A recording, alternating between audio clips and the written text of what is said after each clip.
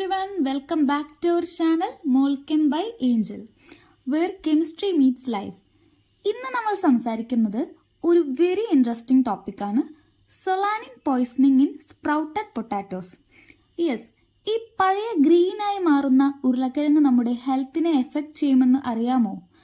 Let's explore what solanine is, how it causes poisoning, the symptoms and how to stay safe. So, what is solanine?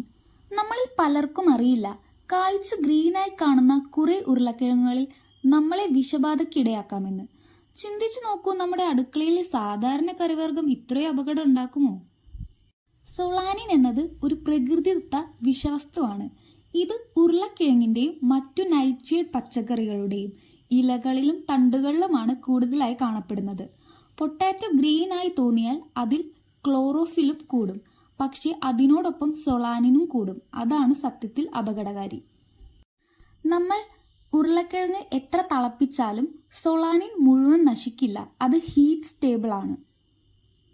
പച്ചയായി മാറിയ ഉരുളക്കിഴങ്ങ് കഴിക്കുമ്പോൾ അതിലെ solanine ശരീരത്തിൽ കയറുമ്പോൾ വിഷബാധയുണ്ടാകാം.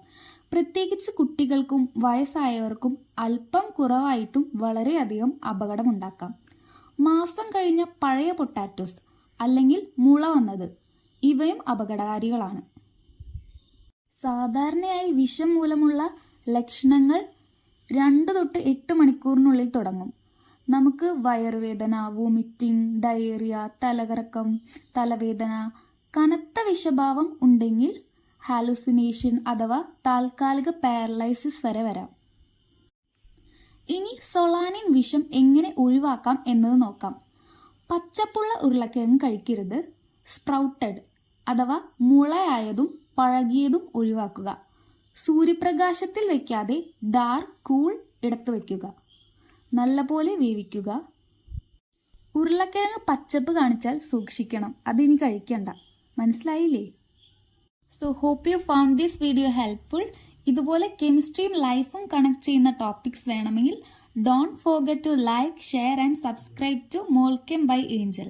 Comment below if you ever noticed green potatoes or sprouted potatoes in your kitchen.